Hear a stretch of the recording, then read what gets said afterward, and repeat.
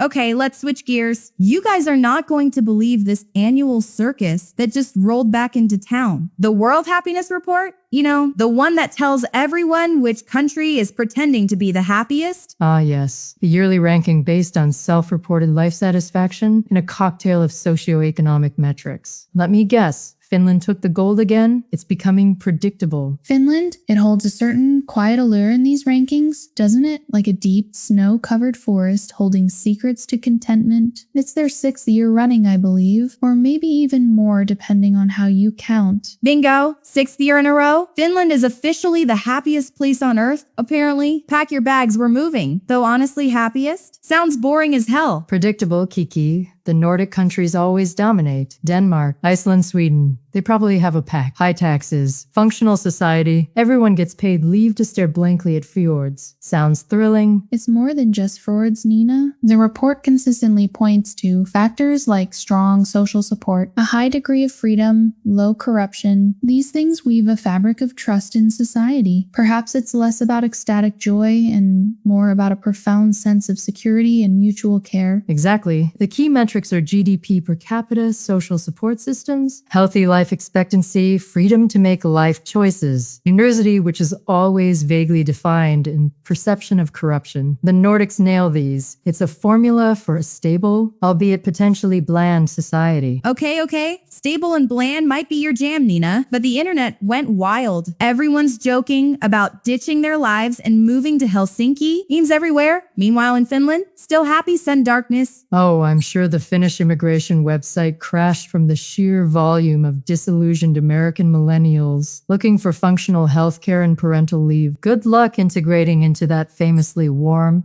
and welcoming culture. I imagine life there isn't quite the utopia the memes suggest. Perhaps it's just quieter, less pressure to perform happiness constantly. Maybe they've mastered the art of melancholic satisfaction. Sipping coffee in the dark for 6 months straight must build character. But that's the big question, right? What fuck does happiest even mean? Are Finns actually skipping through fields of reindeer, high on life? Or is it just that their government works and they trust each other not to be complete assholes? It's almost certainly the latter. Metrics point towards societal function, not individual euphoria. It measures life evaluation, not moment-to-moment effect. High scores mean people feel their lives are generally good and supported, not that they're constantly grinning like idiots. There's truth in that. I read somewhere that Finns themselves often joke about the ranking, saying things like, "We're not smiling, but we're content." It speaks volumes about cultural differences in expressing well-being. Happiness isn't always loud. Sometimes it's just the quiet absence of misery. So they're basically the Eeyores of the world, but with better infrastructure? Thanks for noticing me and my robust social safety net. Fucking hilarious. It's a functional your state, perhaps? But look at the rest of the top 10. Denmark, Iceland, Sweden. Then Israel pops up at number 5. Netherlands, Norway, Luxembourg. Switzerland and Australia rounds it out. Whoa, hold up. Israel at number 5? Seriously? With everything going on there, how does that work? Are they measuring happiness or just sheer ballsy defiance? That is surprising. It raises questions about the methodology, doesn't it? Perhaps resilience in the face of adversity, or incredibly strong community bonds, weigh heavily in their self-reporting, even amidst turmoil. Or perhaps the data collection predates the worst of recent events. It definitely complicates the narrative. In Australia, miles away, different culture, still in the top 10. It shows it's not just a Nordic model. But Israel's placement is jarring. It makes you question what life satisfaction truly captures in a conflict zone or a highly polarized society. Maybe knowing your neighbor has your back, even if you hate their politics, counts for a lot. Or maybe the survey accidentally polled only the people living in the safest, richest parts of Tel Aviv?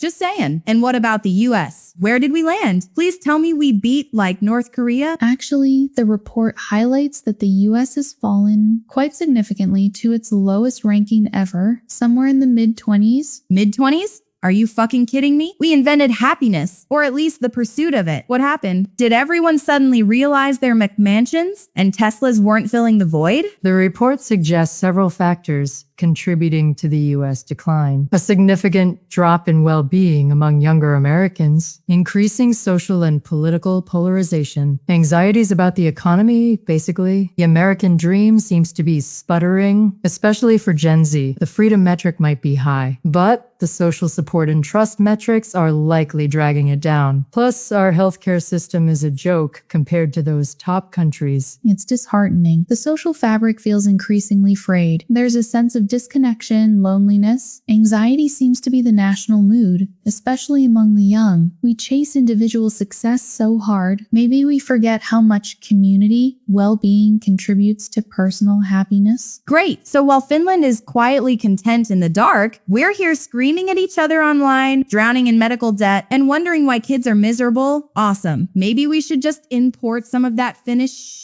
shisu or just their government policies. It does bring up the money versus happiness debate again. The report consistently shows that while GDP per capita matters, it plateaus. Some less wealthy nations occasionally outrank richer ones, especially on metrics like generosity or community bonds. Yeah, money buys comfort and stability, but it doesn't automatically equate to life satisfaction beyond a certain point. Diminishing returns. Exactly. Material wealth provides a foundation, but true contentment often seems rooted in relationships, purpose, trust, and feeling safe within your community. Things money can facilitate, perhaps, but never fully purchase. It's the intangible threads that hold a happy society together. Okay, philosopher queen, but how much money would I need to be Finland level happy? Ballpark figure? Enough to buy my own private sauna and a lifetime supply of rye bread? Probably less than you think, Kiki, if you also adopted their modest expectations and penchant for sensible knitwear. It's not about opulence, it's about security, knowing you won't go bankrupt if you get sick, knowing your kids will get a decent education, trusting institutions. That's the real luxury good here. And there's that cultural difference again. The Finns, ranked happiest, don't feel the need to constantly project joy. Contrast that with American culture, where there's immense pressure to appear successful, positive, always happy. Maybe that relentless pursuit and performance of happiness is precisely what makes it so elusive here. It gens another form of work. That's a sharp point, Ayla. In the US, happiness is often conflated with achievement, visible success, and constant optimism. Admitting dissatisfaction can feel like failure. In Nordic cultures, there seems to be more acceptance of a wider emotional range, less judgment. Contentment is valued over performative glee. So basically, we need to chill the fuck out. Stop trying so hard to look happy on Instagram. Maybe pay some more taxes for decent services and learn to enjoy staring into the middle distance with quiet satisfaction. Is that the takeaway? Perhaps a simplified version, yes. While we can critique the methodology and debate the definition of happiness, the report consistently highlights the importance of social cohesion, trust, and strong safety nets. These aren't revolutionary ideas, but the top-ranked countries implement them effectively. There are lessons there, even if applying them elsewhere is complex. It's a mirror held up to the world, reflecting different paths societies take in the universal human quest for a good life. Whether a number on a list truly captures the soul of a nation's well-being is debatable, but the conversation itself is valuable. It forces us to ask what truly matters.